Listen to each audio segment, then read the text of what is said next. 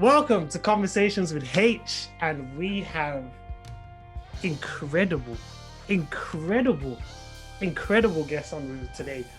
Now, it's a band that started in Ohio. We've got some amazing musicians and singers. They've got Meech, aka Meech Angelo, from the live album. That's one of the his musical influences are Prince and John Mayer and Ray Charles. We got John, we call him Pocket and Vibe, one of the drummers who would love to work with Khirye, Tori Kelly, and Yeba, just to name a few. Then we got G, Now Cha, my guy. We call him Vibe and Pocket. So we got Pocket and Vibe and Pocket. He's an amazing drummer as well. He also told us that, God taught him how to drum himself. We got Nate, the sultry vocalist, with a few of his vocal inspirations being D'Angelo, Donny Hathaway, Brandy, ow, Mr. You are playing that bass. You are playing that bass. He's meant to be the best 2K player in the group, but we have to. It's debatable. It is debatable. And we have Khirye, the visionary, whose favorite genre is soul and funk. I introduced to you the very much Prince-inspired, but God-ordained and purpose-driven, the Red Hands band, and we have with us Khirye today. How are you doing today, sir? Man, I'm great, bro. I'm great. That was a great introduction, man. That was a good introduction. So, for those who don't know who you guys are, who is the Red Hands band? Well, like you said, man, we're a band from Northeast Ohio, mainly in Cleveland, Canton, Akron area, and we're just a soul funk Christian band who really just play music that we enjoy the most. Like you said, God ordained, man. Everything, our message is centered around Jesus. So yeah, that's who we are, man. So when you guys were kind of younger, especially yourself, were you always involved in music, or was there something else that you were doing or wanted to do at the time? Yeah, I think all of us we all started at a young age. We didn't meet until years later down the line, but as far as starting in the musical place, yeah, I think we all started at a young age. For me, I would say I started at 9. 9? Yeah. So what did you start? Was you playing? Was you singing? How did you start at 9? Well, man, everybody starts on drums. I don't know anybody who don't. But no, yeah, I started out on drums, man, and moved to piano a little later. Because how I discovered you guys was from SoundCloud. So it was Black Sweet Music, and I think it was the Stevie Wonder, Yeah. That was the arrangement that made me go, ooh. Yeah, so you've been around for some time. I've been around. I've been around for ages, and you're just there in the suit like this, just. Way up the good old days.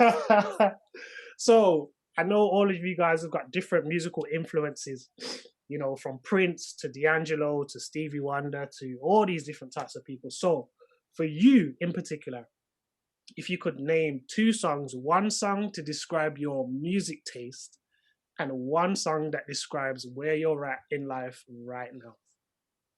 Okay, one song that describes my music taste. I would probably say it's on the tip of my tongue. Prince is my all-time favorite artist. Wow. The Beautiful Ones. Wow. It's called The Beautiful Ones. That's one of my favorite songs by Prince. But the song that kind of describes where I'm at in life right now, I would say it's Cruising, originally done by Smokey Robinson, but D'Angelo redid it on the Brown Sugar album. Yeah. So that kind of explains, that's kind of a daily song for me. So why is that where you're at right now? Why is Cruise? Because Cruising is a nice vibe. It's a, when D'Angelo gets in his little pocket and he starts with Pino playing on the, what's happening. So why are you in that particular space right now? And that's your song for this moment. I mean, because I kind of feel like that's just where I'm at mentally right now, man. I've been watching a great pastor. His name is Michael Todd in Transformation Church. And I'm on his series, Purpose Chasing, not Paper Chasing. So it kind of deals with like surrendering like surrendering your will and allowing God to just do what He's gonna do. And that's kind of where I'm at in life right now. Is just kind of submission. Like, God, whatever you're gonna do, you're gonna do it. I'm gonna just sit back and I'm gonna ride. I'm gonna just, again, I'm gonna cruise whatever you about to do, God. I'm gonna let you do. So like that kind of describes where I'm at right now, man. I'm just cruising and I'm just literally allowing God to do whatever He's gonna do. So in terms of a kind of a musical head, do you feel like you're in a different space now with the band than you probably was, say, a couple of years ago, where you was releasing like Where Would I Be and all those types of songs? Do you feel like you're in a different kind of headspace? Yeah, I think so, man. After every album or after every song, we always kind of huddle in together and say, okay, what can we do next that's going to elevate, take it to the next level, but also still stay in the same vein that we love. You know what I'm saying? We always aspire not to go with the trend or what's popular at the moment. So we always try to, again, huddle together and try to come up with something that feels good, something that feels new to us, but that we love. You know what I'm saying? So when you guys started, because obviously I know it was you, Nate, and Al who were kind of like the visionaries behind it. How did you guys kind of come together? You know, bring Meech, bring John, bring G. How did you guys essentially come together and start Red Hands Band? So we had all been playing together Yeah, in for churches and years. stuff. Yeah, Yeah, churches, different artists working for different artists together. We've been doing that for so many years. So we already had the relationship. But we were working with particular artists and we were traveling up to Michigan. And Is this Jessica Reedy? yeah, yep, Jessica Reedy, that's my family. Yeah. Yep. Shout out to Jessica Reedy, that's my family, man. But we were traveling to do a show with her. And Nate, he wasn't singing with her. I just told him to come. Nate is my brother-in-law. Okay. So yeah. So I just told him to come ride with us, come hang with us. And we were in the car talking, and I was talking to Al, and I just told him, like, man, it would be cool. We do so much for so many different artists, like, but we never really get a chance to put time into what God put into us. So it's like, what if we start something of our own and create music that we enjoy the most, and just put it out to the world, man. And that's where Red Hands came from. Wow. But when you guys started, there was nothing like you guys, and there still really isn't. But there was nothing like you guys out there. So where did you guys get your inspiration in terms of music when you were starting the band? So me and Al, we toss songs back and forth. We've been doing it for years. Yeah. Like, yo, check this song out. Yo, check this song out. Check this artist out. Check this out. We've been doing it for years and just kind of showing each other and sharing each other what type of music we love the most. Yeah. So we just, again, we come together, we huddle up and like, yo, man, I've been listening to this song, or I've been listening to this vibe, but I've been doing this, I've been doing that. We just kind of put it all together in the pot, man, and we, whatever comes out, comes out. So one of the things that I do want to kind of talk to you about is, the band kind of starts its journey. Were there any kind of hurdles in terms of your new sound, you guys producing something that, kind of D'Angelo meets Smokey Norfolk, or, Jill Scott meets Yolanda Adams, that kind, you're bringing that kind of vibe. Did you guys face any kind of, not so much backlash, but in terms of like hurdles that you're trying to overcome when you kind of started off, or did it kind of run kind of smoothly? Honestly, I would say it was smooth for us because we didn't pay attention to that stuff. We were like, hey man, we're a band of brothers. We love each other as family. And it's just good times when we get together. So we didn't really even focus on the negative, if there was any negative. Like we're like, hey, we're not gonna pay attention to that. We love this stuff. And as long as we love it, then we're happy. So like we kind of never even narrowed down to see like what's being said or what's being thought or the hurdles. It's like, hey, we're just gonna follow our journey and we're gonna do what we like to do. We're gonna play what we like to play. We're gonna sing what we like to sing. So in terms of like this new album that you guys have got out, the live album. Now a live album is very much different to doing a studio album. How did you guys kind of come up with the concept? Because the music that you guys play, very much live instrumentation, very much, very much a vibe that you can feel, whether in your car, whether you're at church, whether you're, in your house, whether you're at a barbecue, wherever you need to be. Yeah. So how did you guys kind of come up with the concept of, we're going to do a live album, and we're gonna, put it out, considering it wasn't something you'd done before? So at the top of the year, I was talking to Al. Me and Al are always the one talking. That's the theme. Me and Al was talking. Yeah, it's always me and Al.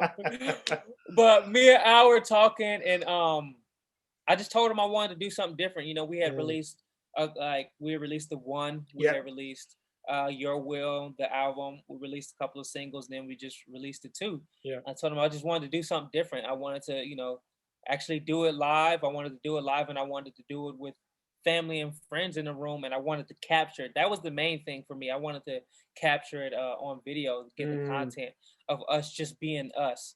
And I was like, hey, since we're doing it, we might as well record it live and release it. So. Wow.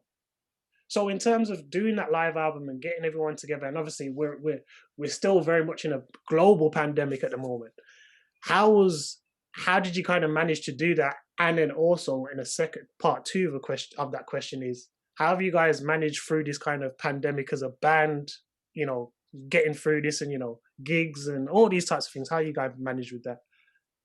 So we haven't really did anything outside of family. As far as gigging or going out and touring, none of us have really done anything. We kind of took this opportunity like, all right, if the world's going to be shut down, that don't mean we got to be shut down. Yeah. So now is the perfect time to be writing and building up our catalog. So when it is time, we can always be able to drop an album or a single or whatever.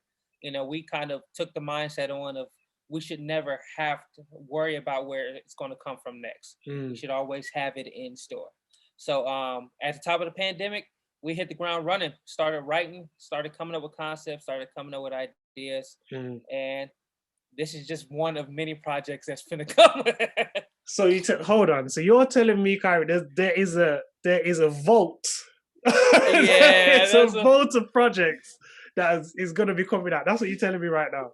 Yeah, there's a red vault floating around. So. I love it. So as you guys have been together, and the live albums come out, we've got some more in the red vault. That's going to be coming out. Yep. What would you say are your greatest moments with the band? Greatest moments with the band. Honestly, our greatest moments are in rehearsals. Like no. You can't tell me that. You can't tell me the greatest moments in rehearsals, and we ain't got no footage, we ain't got no video. Yeah, man, I gotta be real. The greatest moments are always in rehearsal because we'll come with the idea, the foundation of the idea. Yeah. I always send the foundation out and say, hey, this is what we're going to start with. This is where we're going to start. But when we get to rehearsal, like everybody have the freedom to say, hey, what if we change this? Or, hey, what if we do this? And there's been some special moments, man. There's been some really special moments. Like a lot of the reprises off of the Red Hands live album came from just being a rehearsal and it just kind of flowing in a different space, man. And God just really moving. So where is the footage for these rehearsals? Because I can imagine it's just you guys are sitting there flowing ideas, essentially having the initial kind of foundation idea, but then it kind of being jam session-y type thing where like, oh, I feel this, can we try this? And everyone's kind of along the same accord. Yeah. Well, so where's the footage? Where's the video? It's in the red vault, man. I'm gonna have to pull a couple out. Listen, especially because with how you guys are on social media, especially kind of over the last kind of 12 to 18 months, you guys have been releasing, songs where you guys are recording, it might be like a 4-piece or a 5-piece, and you guys have just been taking snippets from your live album and putting them out. How have you kind of found the music side and the promoting side and all those sides of being in a band, being kind of, as much as you are gospel, you're very much different to what's in the norm of the gospel industry. So how do you guys find balancing all of those kind of things and being in a band like Red Hands? Honestly, man, it's like trial and error for us. We're Black Suit Music is the label and Black Suit Music is us. You know what I'm saying? We don't have any We don't have any execs or like A&Rs or something. Like, we're running this ship by ourselves, in which we love to do. Yeah. And everything is trial and error. We try it. Hey, if it don't work, okay, cool. That didn't work. We move on to the next. But we're enjoying the process of like, okay, that didn't work, but now let's try this formula. Oh, that did work. All right, this is what we do. So that's the best part of it, just trying it and trying it for ourselves. So let's go back a little bit. What advice, when you were younger, would you give yourself with what you know now, and why? What advice would I give myself when I was younger? I would say stay true to who you are, stay genuine to what God has given you. Like I said before, we fall into the trap of the trend. Like, create what's hot right now, do what's hot right now, dress what's hot right now, sound what's hot right now, opposed to creating something of your own. God made each of us special, you know what I'm saying? He gave each and every one of us something different. And if I would have known when I was younger, like, hey, use what God gave you, opposed to using what God gave Todd over there. Yeah. You know what I'm saying? So I would definitely tell myself to stay true to who you are and create what God put in you. I love that. So would you say when you were younger, you were trying to fit a mold rather than be who Khirye and Red Hands are today? Would you say that was what it was? 100%, because I felt like the mold is what was gonna break me or make me successful. Wow. Because it did it for this person, so why wouldn't it do it for me? And it did it for that person because that first person was following what God put in him. I can't ride that person's wave, and that person can't ride my wave. You know what I'm saying? I get that completely. And especially as musicians growing up in church, what we find is that when you hear someone play a certain kind of role or lick, or you hear certain people play certain chords, and you grow up singing certain types of songs, you think, okay, if I do this, I can sound like this person, or I'll be accepted over here, or they'll be like, oh yeah, you're amazing because I did what person A was already doing. However, when you have something special like you guys do, and especially, individually as well as a group, you can't tame that into a box. You can't put that in a box. It has to be outside of a box. And I'm thankful to you guys for, coming together, but also being great individually as well. All of you have your moments to shine. All of you, produce great stuff as individuals. And then when you come together, it's just like the red vote. It's the red vote. It's the red vote. It's those special kind of capsules that you kind of bring out. And you're like, yo, listen, we've got this for you, we've got that. And I just want to say we appreciate what you guys are doing, continuing to do. All the stuff that's going to come out, all the rehearsal footage that is going to be exclusively coming out, and you're going to send me, so I've got it. All those stuff that comes out. Yes, I'm sir. looking forward to it. One of the things that, I really want to touch on as well is God and the importance of God as for you as an individual, but as the group as well. How important in everything that you guys do is God to you guys? Oh man, it's extremely important. It's the number one priority. Like, none of us would be here without him. None of us would be in our right minds. If that makes any sense. But like, our message is centered around it, like giving inspiration. Hey, this you're looking for peace, you're looking for love. This is the man that gives it to you. You know what I'm saying? So as far as a band, that's the whole message, preaching Jesus, letting them know that, hey, this is where you can be saved. This is where you can feel love. He has everything that we need. As far as an individual, it's more important than the band, because all of us have families, and it's important, and we kind of stress this to each other, and we hold each other accountable. But it's important that we know him for ourselves. I can't take Al, I can't take Meech, I can't take any of them that haven't with me. I'm going. That's for sure. I'm going. I know that. I'll see you guys there if you guys can reach. Yeah. But I can't take those guys with me, and they can't take me with them.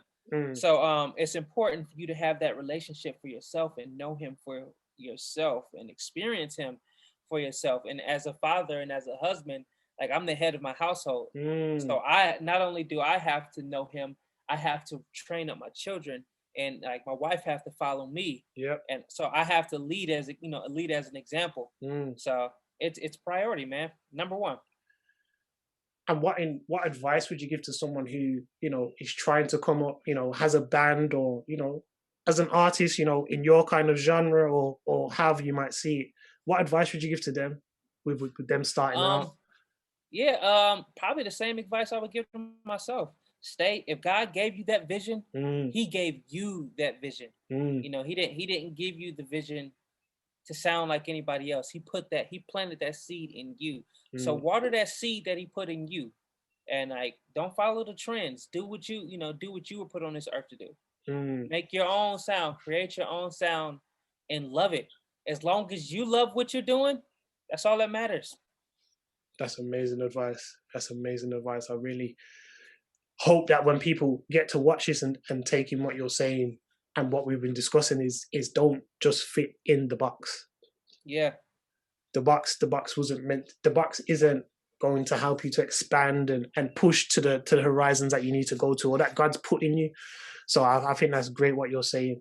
And one of the things you touched on there was, being a family man, being a Yeah. husband. Now, how do you guys balance the music and family and everything else you got going on over this side? How do you guys balance that? Because wow, you guys, it feels like you're very consistent on social media with everything that you put out, but then you got families and wives and children and all these kind of things. How do you guys balance So preparation is the key. that? Because again, a lot of us have wives and we have children and stuff, and Mm, like I said, that stuff is priority to us. You know what I'm saying? Like music, all of this stuff is gonna go away. yeah. I got to raise these children for the rest of their lives, and I've got to be with my wife for the rest of my life. So we always make sure we put our families first. But also the best part about it is our families are so invested into this with us. Mm, Like they're all playing a hand into this. John's wife, she does logos and she wow. creates like, content for the band. My wife, she does like a lot of the administration stuff. She Mm, helps out in some areas, and she actually runs the label with me. wow. But yeah, so not only do we just make sure that they are put first, but the blessing of it is they turn around and say, okay, we're going to help you push this thing too. So it just Mm. makes it so much easier. Yeah, yeah, yeah, yeah, yeah. How important is that to feel that, because sometimes it can be like you do music for some people and then family is kind of very much a separate thing. But how important is it to have that buy-in, what we would say, from your family? It's important as far as me, and I'm sure I can speak for all of us. It's extremely important because there's no support like home support. Mm, You know what I'm saying? yeah, Like someone on the street can say, "Hey man, I'm proud of what you're doing," and I'm like, "Oh, thank you." But hearing that from my wife or from my family, yeah. that's two total different things. You know what I'm saying? Mm, So that support from our family and from our core, it means a lot, and it inspires us to keep pushing. You know what I'm saying? yeah. Not only our families, but like for our children to leave something for a legacy for our children Mm. and children's children. You know what I'm saying? Yeah, yeah, yeah, definitely, definitely. Now you talked about you guys being brothers as well, since we're talking about family. How important is that? Because there's six guys playing in a band. Sometimes what you can see is with other guys, you can see sometimes egos or things like that get the better of them, and now the band does split up. Now it's a two piece with just the bass and the drums. So how do you guys how important is you guys' relationships, and how did that develop over time as well? That's extremely important. Like you said before, like sometimes egos can get in the way and it can destroy it. The Mm, ego get in the way of the actual mission or yeah. the actual, you know what I'm saying? And that'll just ruin things. But with us, we actually like each other. so, so that makes it so much easier. Like we actually like each other and we love being around each other. Yeah. Again, we've been playing together for 10 years plus, like Wow. whether that be with different artists Yeah, or yeah, yeah. working for different artists or whatever. We've been we've been friends for so long that like even, but pretty much we were friends. We were friends before Red Hands, Wow. and it just made it easier. Like, Yeah. oh, okay, let's just start a band, guys. We're already doing this every weekend together. Yeah, definitely. So, has there ever been a time as you as an individual where things have kind of become a bit overwhelming? So maybe that's, trying to manage and balance everything. Maybe that's something separate. Has there ever been a time where things have been or situation has been overwhelming? And how have you kind of overcome that? Yeah, actually that's actually how the song Your Will came about. It's just like you said, so much stuff going on, so much just overwhelming. But honestly, what it was me getting in my own way, me trying to figure out how to solve this, me trying to figure out how to get myself into this door and Mm, work this out and work that out. And like the common denominator to all of that is me. mm. Like I'm trying to do this. Yeah. And like it was one day I was just kind of like you said overwhelmed, man, and God was like, just stop. Like Mm, I'm God for a reason. yeah. So and that was the day. It was a day I was just again just kind of let go and said, God, whatever your will is, you let it be done. If you Mm, want me to have this opportunity, then you'll bless me with it. If not, then it wasn't for me. Like I had mm. to come to those terms and accept them within myself and just kind of like I said, let God be God. And that's how Your Will came about. Wow. There's always a story behind the songs. There's always a Yeah. story, and the fact that you kind of come to that kind of conclusion in yourself that let go and let God do what He has to do. Because sometimes we can get in our own heads, as you said, we Mm-hmm. can get in our own heads like, oh, I've got to do this, I've got to do A, B, C, and D. Okay, I got to play this chord, I got to do this, but then I got to go home and make sure the shopping's at home or make sure the Yep. groceries, all of those types of things. So it's amazing to hear. One of the songs that I do want to kind of find out if there was a story behind is we want to see you live here. That song there. And then the Mm-hmm. reprise, the you was like, let's stay there. And then someone said in the background, be careful now.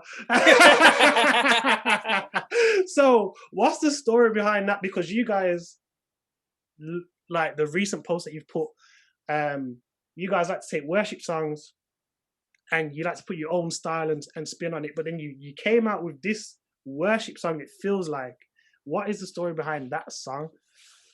I mean, as you can see, man, there's so much going on in the world right now. Mm, You know what I'm saying? Like there's unarmed black children, black men, black women being shot down in the yeah. street. And it's just so much. And like sometimes things can just seem really, really dark, you know what I'm Mm, saying? But in those moments, like God is still there. God hasn't changed. And so like, that's where that came from, that phrase. I was just kind of sitting around the house and I started singing, we want to see your light. We want to see your light. mm, And that's where that came from, man. Me and Al, we came together and like we just started messing around with it and it just grew. It just grew. But it's a testimony. It's not a testimony, but a declaration. Like, God, we want to see you. We mm, want you to come through. Shine your light on us. Let us know that you're here. mm. And that's where that song came from. Wow, that is. I love that story because it's we're very much sitting in that time. We've very much been sitting in that time for about over a year. With George Floyd and all the things that are happening, especially where you guys are in America. What's the kind of feeling with you guys as a band in terms of what you guys now have to produce, considering what's going on in terms of unarmed black men and women being killed? How do you guys feel you guys are placed as a band in terms of that?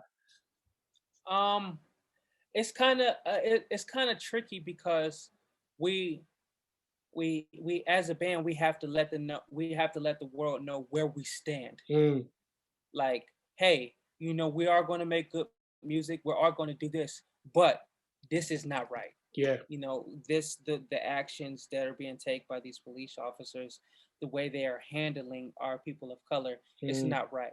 So we have to like again, yeah, we're gonna make the good music, we're gonna have fun, we're gonna cook out, we're gonna barbecue, we're gonna do all of this stuff. Yeah. Like we're gonna get there. But as a band, it's kind of been important for us to stand our ground and say, hey, we stand with our people. We stand with our brothers and sisters of color, of any color. And like I said, we stand with them on the principle that, everyone needs to be treated equally. Like we need to see that. And we're praying and believing God is going to intervene and make a way. And everything is going to fall into place. We believe that. I love that. I really do. I think, as I said, I think you guys are placed and in a place which is much needed now. The light that you guys shine, but also the message that you guys give is much needed in a time and space that not just, Christians, but just the Black culture in general needs to hear something like that, needs to hear, what God is trying to show us and shine his light through you guys. And I think that is absolutely amazing. So what is the plan for you guys for the next kind of 12 months in terms of, writing songs, considering where we're at in terms of, as I said, the pandemic and everything that's going on, especially in America? What's the plan for the next 12 months for you guys? Plan for us for the next 12 months. Music. We're going to be releasing a lot of music, a lot of content, a lot of new ideas, man. We're kind of keeping our foot on the gas this year, man. So I'm excited. I'm excited. Like you said, we just released Red Hands Live, and that was only the beginning, bro. That was only the beginning. That was only the beginning. Yeah, I'm excited for what's next. How big is this vault? This is what I need to understand, because you're telling me this is only the beginning. Now, Red Hands Live, I don't think you understand. So many people was gravitated to the project. Now you're telling me there's a lot more to come this year. We are in April, sir. We are in April. How much more can you have in the last 8 months? Yeah, it's we got a lot coming, man. Be expecting something hopefully every quarter of the year. So that's the plan. That's the plan. That's what we want to do. Wow. My last 2 questions. With where you're at in life right now, what encouragement would you give to yourself? Where I'm at in life right now, I would honestly tell myself to keep being patient and keep waiting on God. That don't let where you're at fool you and make you feel like this is it. God has so much more in store, not only for me, but for my family and for my friends. And I just have to continue to be patient and just wait on him and trust that he knows what he's doing. And when he does it, the time is going to be perfect. That's amazing. That's last question. With where the band is right now, what encouragement would you give to you, the whole band and everyone involved? What encouragement would you give to you guys? I would tell us to keep building, man. We've built something special, and now's not the time to settle. Like I tell myself, now's not the time to settle. You know what I'm saying? Let's keep pushing. Let's keep putting out music that God puts in us, and again, stick with what God put in us, and not what's popular or not. Don't follow the trend. We're not following the trend. Make the trend follow us. That's good. Make the trend follow us. Khirye, thank you. Yes, sir, man. Thank you. Guys, this is Khirye from the Red Hands Band. Listen, go check out the album, the live. Make sure, listen, stop this video right now and go check out the album. Listen, Meech Angelo's, listen, go check out the album.